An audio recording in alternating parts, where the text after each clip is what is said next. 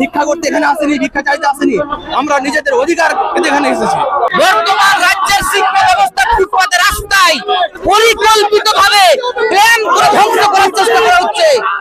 একেবারে pre plan, একেবারে মাদ্রাসা শিক্ষাকে ধ্বংস করার একবারে পরিকল্পনা চলছে। পরিকল্পনা করে 3 বছর ধরে স্যার আমরা পরীক্ষা দিয়েছি, পরীক্ষা দিয়ে একবার রাস্তায় ফুটপাতে, শিক্ষা ব্যবস্থা রাস্তায়। এখানে বহুবার এসেছি, প্রশাসনকে আমরা রেসপেক্ট শ্রদ্ধা সম্মান করি, কিন্তু আজকে আমরা অসহায়, আমাদের ওখানে পৌঁছাতেই হবে।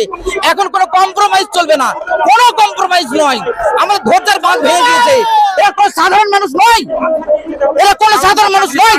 সব করে পিএইচডি স্কলার আছে, অধিকাংশ বিএড ডিগ্রি করে সব এগুলোকে আমাদেরকে ব্যবহার করে ভোটটা নিচ্ছে, কুর্সিতে অবশ্যই বসছে, কিন্তু মুসলমানদের কোনো উন্নতি কাজে। আমাদের প্রতিশ্রুতি বারবার, শুধু একবার নয়, মাননীয় মুখ্যমন্ত্রী বারবার মুসলিমদের বঞ্চনা স্বীকার করছে। বারবার তিনি নিজের ভোট ব্যাংককে কালেক্ট করার জন্য বিভিন্নভাবে মিথ্যা প্রতিশ্রুতি আমাদেরকে দিচ্ছে, এখনই তিনি দিয়ে যাচ্ছেন অবরত। এবার আমরা মানবো না। আমরা প্রত্যেকে এখানে যারা আছি, আমরা প্রত্যেকে মসজিদের ইমাম।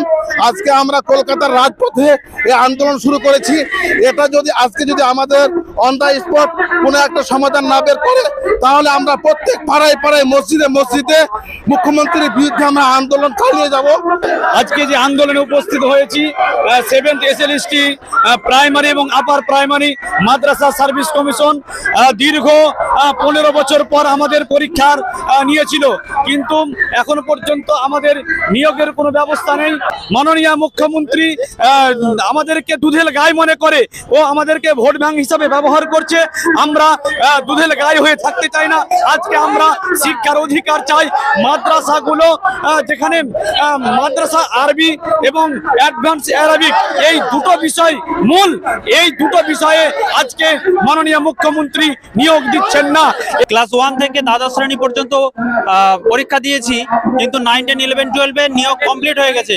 ইতিহাস, ভূগোল, বাংলা এবং অন্যান্য সমস্ত বিষয়ে নিয়োগ কমপ্লিট হয়েছে, কিন্তু আমরা শুধুমাত্র আরবি এবং থিওলজির প্রায় 1000 শিক্ষার্থী যারা যোগ্য চাকরি প্রার্থী, তারা চাকরি পাচ্ছে না। সেই জন্য আমরা আজকে মাদ্রাসা সার্ভিস কমিশন তথা সরকারের কাছে একটাই দাবি যে আমাদের অবিলম্বে নিয়োগ দিন। আমাদেরকে প্রতিশ্রুতি দিয়েছে, কিন্তু সেই প্রতিশ্রুতি আমরা দিনের পর দিন দেখছি যে অবহেলায় আমাদেরকে ফেলে দেওয়া হচ্ছে। আমরা সরকারের কাছে আরো জোরালো দাবি রাখছি যে আমাদেরকে অবিলম্বে নিয়োগ দিন। আমরা কোনো রাজনৈতিক দলের কোনো রাজনৈতিক বিষয়টা আমরা বুঝি না। আমরা চাই আমাদের হকের চাকরি।